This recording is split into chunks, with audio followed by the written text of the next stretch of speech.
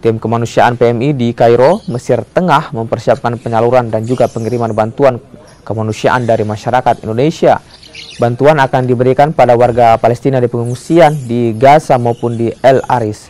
Bantuan sebanyak 32,5 ton ini menggunakan 2 truk menempuh jalan darat dari Kairo ke El Arish yang memakan waktu sekitar 5 jam perjalanan. Dalam pengelolaan bantuan, PMI menggandeng PMI Mesir, KBRI Mesir, serta lembaga bantuan yang berbasis di Gaza, Palestina. Kami sedang mempersiapkan bantuan kemanusiaan yang nantinya kami akan dorong ke El Aris. El Aris ini merupakan wilayah perbatasan yang dekat dengan Rafah, dan di dalam El Aris sendiri menampung pengungsi-pengungsi yang dari Gaza, Palestina, kurang lebih 1.500 pengungsi yang ada di sana.